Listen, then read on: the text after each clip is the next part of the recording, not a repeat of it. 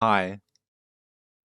Before I get into the video at all, I just wanna first and foremost just say thank you to everyone that's been coming by my stream. Thank you for all the subscribers. We've now hit 112 as of recording this. It was 102 or something when I last attempted this video, but I screwed some things up because it was very late. But again, thank you everyone. I appreciate it a lot. The last video, I said if I got 10 likes on the video, I would then make a video on the 98 tech mythic items and my thought process on them in a more depth manner. But then people smashed 31 so far. So yeah, thank you so much for all the support, and it's very motivating for me to see that so many people are taking an interest into the content that I'm creating. So yeah, I appreciate it a lot. And now it's been a minute, so I'm gonna get into the video, okay? But just know that I'm grateful. Thank you. Okay. uh, Good evening, everyone. This is Wackaflcka. Today, as I've already explained, I'm gonna be talking about the mythic items for 98 tech. And my thought process in buying these items is more based on my intuition and how I look at the game or view the items, which are not necessarily based on any math or spreadsheets or like that.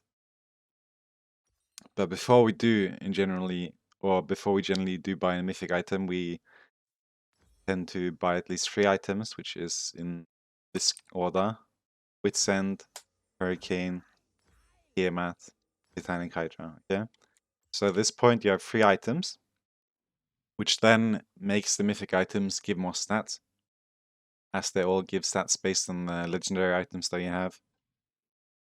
Total Shield Bow, 5 AD, 50 health. Gale Force, 2% attack speed, moving speed per one. Kraken Slayer, 10% per item, so in total 30%. Okay.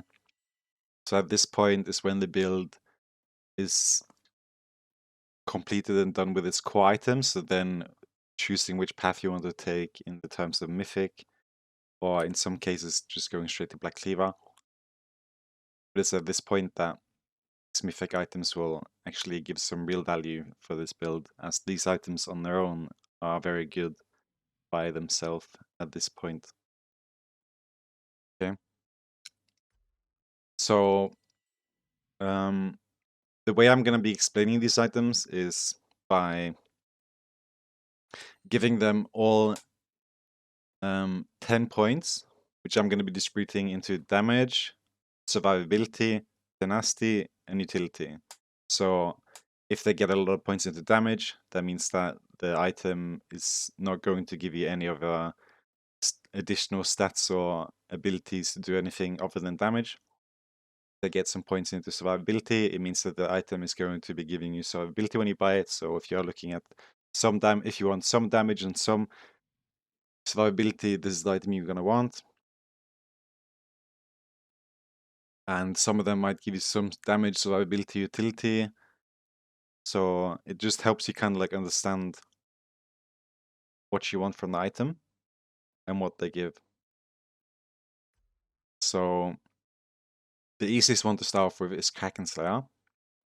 I haven't really mentioned this one even in my previous videos, but I'm also going to be including Gale Force, Kraken Slayer, and as mentioned before, Riftmaker. But first, Kraken Slayer. This item gives no additional stats into anything other than damage, as you can see. Again, the damage this item grants you might not even be as good as some of these other items, but because of the fact that it only gives you damage, this item will be getting 10 points into damage. It gives you no additional survivability, no utility, and no tenacity.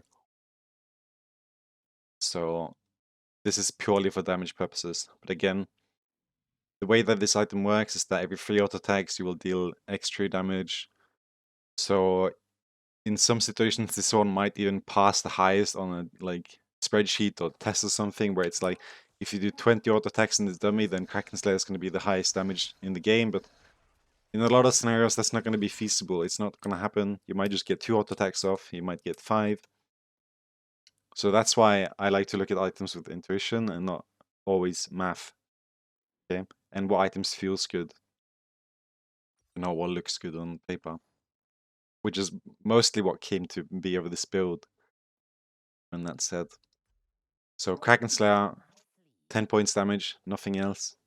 Again, doesn't mean that it's the most damage, but it's only a purely damage-based item that you want to purchase for X reason. Next up, Gale Force. This item grants you some movement speed, enables you to dodge CC, and also grants you some damage in that term. So in this sense, this item grants you no extra survivability in how well you're able to tank damage, but it grants you tenacity in this sense because tenacity is how well you're able to avoid CC. Okay, so the dash is what gives this item some points into tenacity. But again, this one doesn't really do anything else, so I don't really have any other option but to give it a lot of points into damage, and then it gets some points into tenacity. So this item gets 3 points in tenacity and 7 points into damage. But it doesn't mean that it gives the most damage out of any item. It just means that it's mostly a damage-focused item with some focus on avoiding CC. Okay, so 7 points into damage and then points to tenacity because you can avoid CC.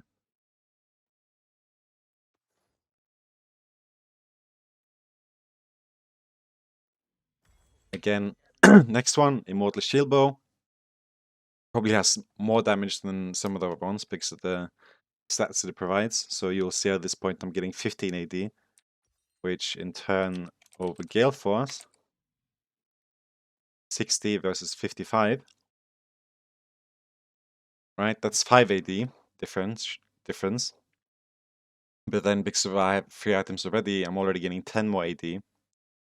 So in terms of attack damage, this item provides me with more AD, besides the additional damage that it grants on the dash. Okay, so this item in terms of damage is most likely going to provide more than Gale Force overall. And then also because the 150 AD that it gives, Titanic Hydra will also grant me an additional AD, right? So I undo this item, and you can see it gives me 10.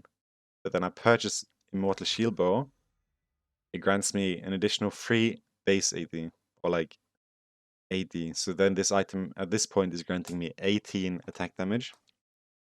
It also grants me additional damage on my single target, which is 34 now with the purchase of Shield Bow, and 91 on the targets behind. So upon selling this, you can see it's 32 and 88. Purchasing it, it goes to 34 and 91.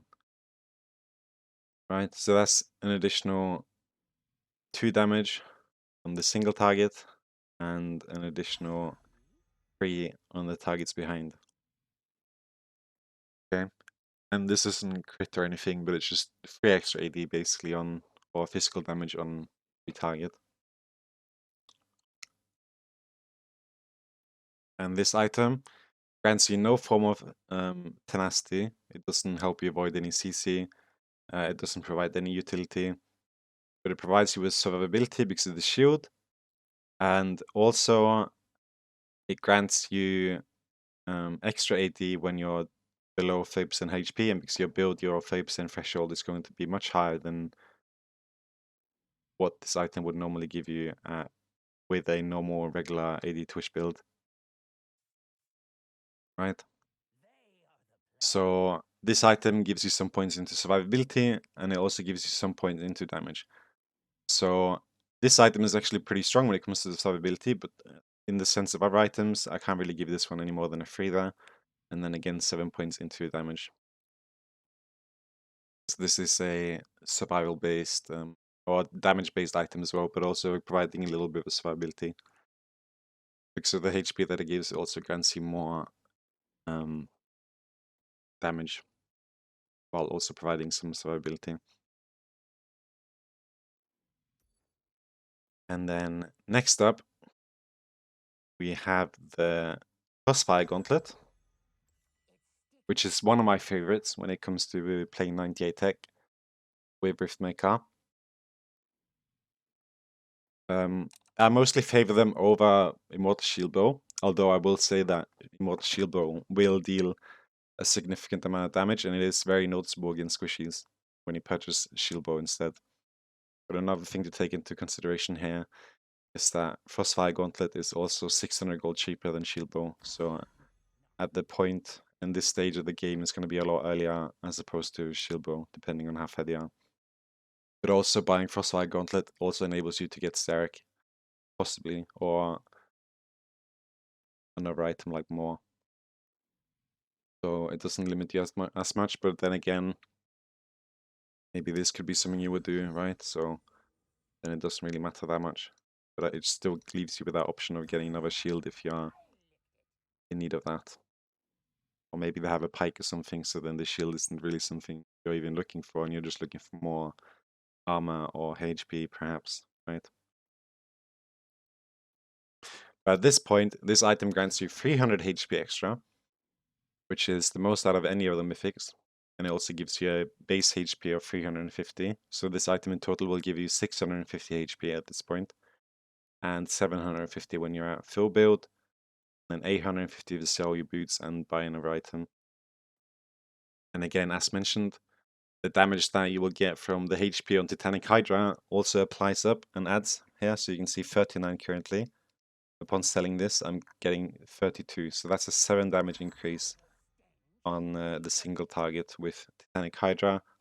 And then it's 11 increase on the Shockwave behind. And also gaining at this point 23 AD, which is the stat here, as opposed to 10. So you gain.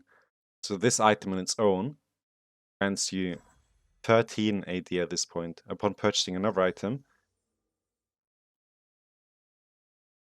it will grant you 14, right? So this item also provides you with a decent amount of damage only because of that. It grants you a lot of HP and also some armor and magic resist. And because of the runes that I'm running at the moment, I have a lot more armor than what you would normally have because I'm now currently just having conditioning on. So because of something called the equilibrium curve, which means that the more HP you have, the more armor you're going to need to make the most out of your HP, and the more armor and magic resist you have, the more HP you are going to need to make your defensive stats more valuable, which is something that this item also provides you with, because ADCs doesn't have that much HP, so getting an additional HP here to make your MR and armor more effective is also something that this item is very good at, which is why it provides you with so much more survivability than some other items. And also because of that damage. And then the utility that it also provides, right? So this item will slow targets that you open on, creating a frost field for 1.5 seconds with a 6-second cooldown on the target that you attack. So say in a situation that you're like this, you open on this target, right? You slow them, which is something that will also help you to follow up your next attacks on the target, but also at the same time help your team because you are slowing the target. You also have your W, of course, which is 50% max rank.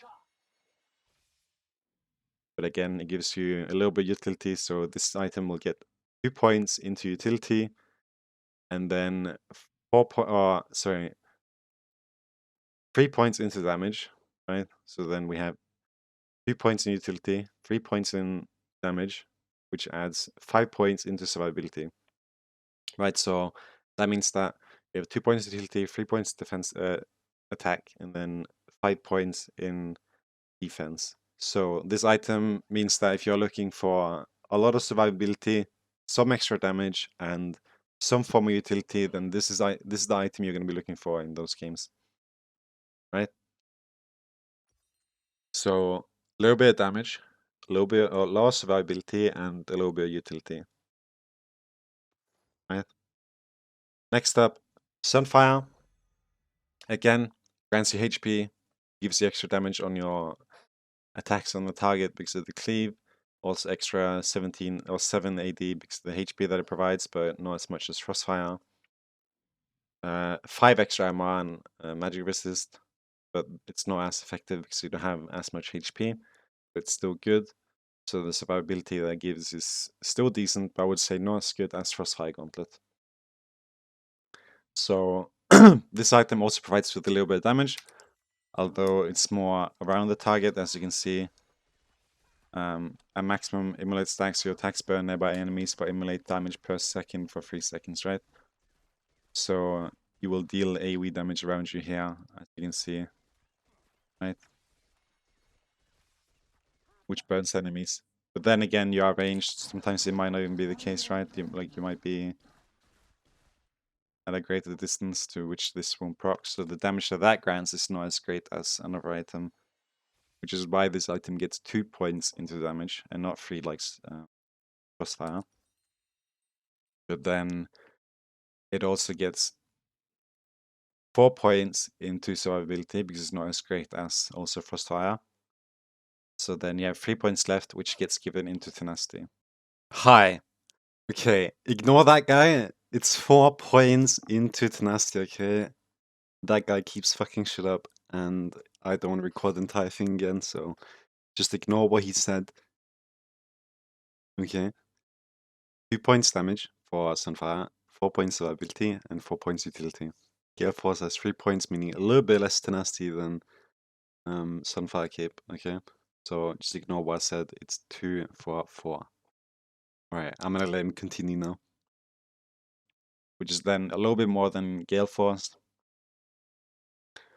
Because the overall tenacity that this provides is greater than the one dash, although the dash can be more useful, but again, against champions like Leona and all these things that will chain CC, then this item is something that you might be looking for. Although it doesn't give you near as much damage as some of these other items, so if you don't need extra damage, then this might be an item that you're looking to get. Although it's also quite expensive. Again, 400 gold more expensive than Crossfire, which can be used for something else, like Black Cleaver. So that's why I don't consider Sunfire as good as it could possibly be, because it's a bit too expensive, I think. But again, it's a viable option. So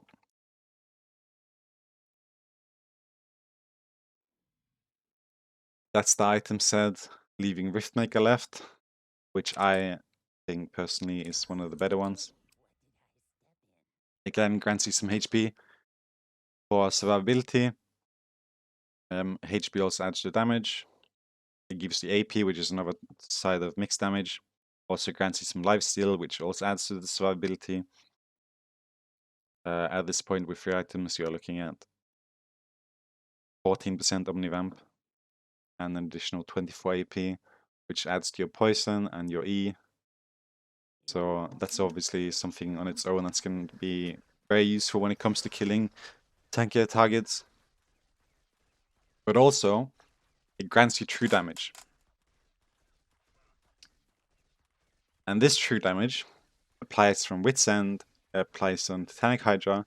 So 9% of the damage on Titanic Hydra, 9% on Wit's End, 9% on your E, auto attacks 9%. All of these are going to be dealing 9% true damage, which is also something that's going to be helping you with killing tankier targets. But again, this item is more lean towards surviving against champions that doesn't burst you as hard, because you don't get as much armor, you don't get as much MR, get a little bit HP, but it's not going to make you as tanky as a Frostfire Gauntlet or something else. But it's still going to help you against targets, especially that rots you, like Singed or champions like that. So this item still gives you a nice amount of survivability. So it's definitely an item that you can purchase to survive. Right, and the damage that this one gives is greater than Frostfire. but also the survivability is a little bit worse, which is why this item is getting 7 points into damage and 3 points into survivability, okay? Because this item is on pair when it comes to how much damage you want from these items, although a little bit different. But also the survivability that it gives is also a little bit different as opposed to other ones, although also giving some form of survivability as opposed to just armor and HP and magic resist, you're getting lifesteal. So this item gets 7 points into damage, 3 points into survivability, which means that you are purchasing this item if you're needing a lot of damage or a decent amount of mixed damage, but also you are looking for some form of survivability, be it lifesteal or sustain or something. And also the price is not as bad as some other ones, 3.2, again, shield bow 3.4. So it's why this item is also one of my favorites, combined with Frostfire Gauntlet. Fixed the HP and all the stats that it gives. It goes very well, I think, with this build and my idea of it. I hope that helps you guys to understand a little bit of like how I view these items. It's not really based on math or anything, so there are obviously going to be people that will say I'm incorrect about a lot of these things, but it's just the intuition and the feelings that I get when I purchase these items and the thoughts that go through my head if I'm looking at these and wondering what I'm gonna go. So in a situation I will look like, I don't need that much survivability here, I can pretty much one-shot them, but I'm still a little bit tanky. They're full squishy, like Tristana mid lane, Lucian bot lane with a Morgana, and then maybe they have a really squishy jungler. And then I'm like, well, Immortal Shieldbow can be fine here.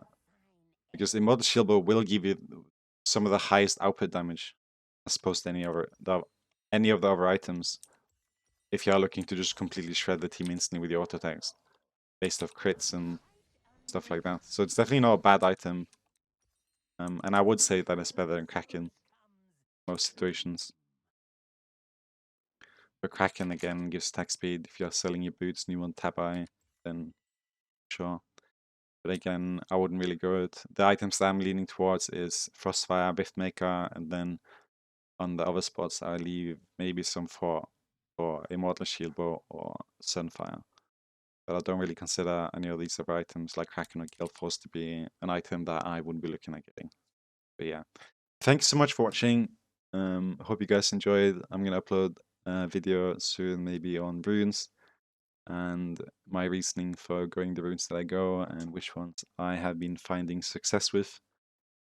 But yeah, thank you so much, guys, and girls, and Twitch and Lulus and everyone else. I hope you guys have a good day, night, whatever. Peace.